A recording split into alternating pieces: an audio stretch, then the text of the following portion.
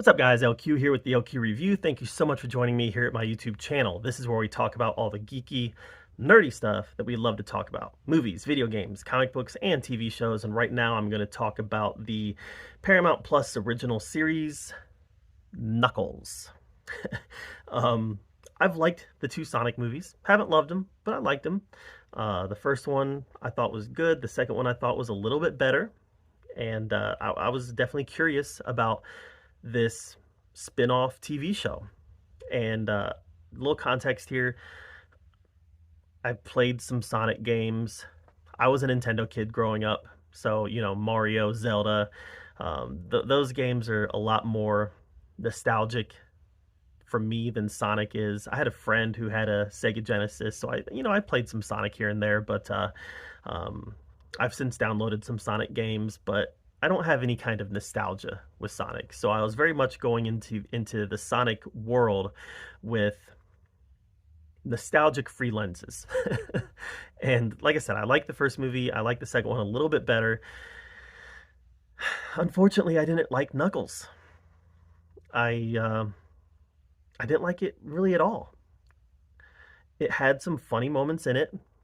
The first two episodes were by far the best two episodes. With the first two episodes, I was legitimately enjoying it. I was thinking, okay, this is going to be a good series. Episode 3, it just starts to fall off the rails, and it never really recovers. And I think the problem is Wade.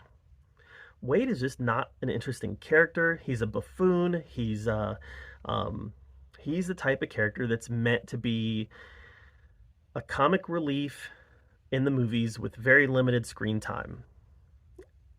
And he can work in that context, but when you give him a leading role in a runtime that is longer than a movie, it doesn't work. He becomes a character that becomes grating to follow. And when he's your lead, yes, he's your lead. Knuckles really isn't your lead. When he becomes your lead, it becomes something that is, it's a labor to get through. CGI was really good. I felt like there was movie level special effects here, but ultimately this came off feeling more like Alvin and the Chipmunks Chipwrecked than it did coming off feeling like a Sonic the Hedgehog property. It felt very kiddie and didn't have much there for an adult who was a child in the 80s. And maybe that's me getting a little too specific, and maybe you're yelling at the screen right now, LQ, this is made for kids. Okay, I get that. Probably is. But Sonic had his heyday when I was a kid. And you've got to appeal to the older generation as well, the people who have nostalgia for Sonic, the people who will want to sit down and watch this with their kids. And it just didn't have that for me at all. I know that I don't have any nostalgia for this property, but it just felt very Alvin and the Chipmunky. It felt very Garfield, Tell of Two Kitties. It felt very like that. Just not anything. There wasn't anything there for me. And because of that, this is not something that I'm going to sit down and rewatch with my kids. I have no interest. So, still very much looking forward to Sonic 3. I don't have any nostalgia to the Shadow character or anything like that, but I do think the character sounds cool. So I'm looking forward to Jim Carrey's return to acting. Looking forward to part 3. Knuckles just didn't do it though.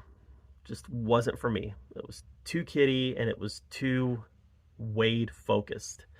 A show that just when you pick a buffoon to be your lead, people, a lot of people aren't gonna like that, and I didn't. So anyways, that's my take on Knuckles. Let me know what you thought of Knuckles in the comments below. While you're down there commenting, subscribe to my channel, and until next time, we'll see you guys later.